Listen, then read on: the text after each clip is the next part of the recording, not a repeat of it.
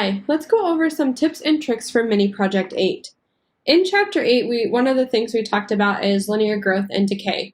Remember that when we talk about lines, we're talking about y equals mx plus b, where m is the slope or rate of change and b is the y-intercept or starting point.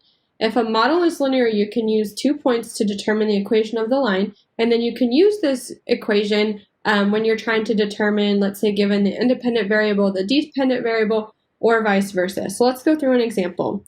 Let's say we have a linear model that the number of engines sold dictates how much a person earns for a paycheck. So the independent variable would be number of engines sold, and the paycheck depends on that. So that's why I've labeled this as X and Y.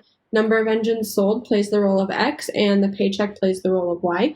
You can actually turn these into ordered pairs as 7, 9, 15, 13, 1,485. Oops, I wrote those backwards. And then another one would be 17, 1,865. So what you can do is you can use this information to write an equation. Remember that when you're writing an equation of the line, you need the slope and the y-intercept. The slope is y minus y over x minus x. You could label these y2 minus y1 over x2 minus x1. And so when you're doing this, you can pick any 2 points. In your mini project, there are a lot more in the table that's provided, but pick 2. To be honest, I'd probably pick the smallest 2 just so that you're not working with larger numbers. Okay, so I'm going to choose 7 and 915, and my other one is going to be 13, 1,485. I plug this into my slope formula. So 1,485 minus 915 over 13 minus 7, which if you plug this into your calculator gives you 570 over 6, which is 95. Okay, so now your equation is y is equal to 95x plus b. So in the mini project, you're asked to just input in the slope, which in this example would just be 95, and then you're asked to start to form the equation. And so when it talks about forming the equation, it's talking about this right here, y equals 95x plus b, and then on the next slide, we will calculate b. So again, using any 2 points, we have our formed equation. You can use any 2 points, substitute those values in for x and y, and find b. Again, my strategy is I tend to pick the smaller ones and the ones that don't have negatives just to lessen the margin of error and the opportunity for error. So again, I'm going to pick 7 and 915. 7 is an x value and 915 is a y value.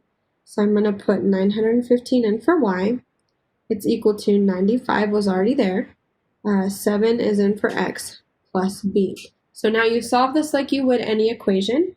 So we would take 915 and then 95 times 7, let me do that real quick, is 665 plus b. Subtract 665 from both sides, and you should end up with b as 250. Okay, so now your final equation is y is equal to 95x plus b, which is 250. In the mini project, you're asked to enter b on its own, so you would just enter 250, and then you're asked to write the equation, but you're already given y equals, so all you would input in for that is the 95x plus 250, provided the y equals is there. Okay. The other thing that we can do with this is we can use the equation y equals 95x plus 250 to answer some problems about the model. So determine the paycheck of somebody who sells 19 engines. Going back to the beginning, number of engines sold was X, so we'd be looking for Y in this case. So we would plug 19 in for X and solve from there, and this should give us $2,055. Okay. And then if someone earned a paycheck of 1,960, how many engines did they sell? In this case, we're given Y and we're looking for X. So you would plug 1,960 in for Y. We have 95X plus 250. So you would go about solving this as we would for x, so get rid of everything around it.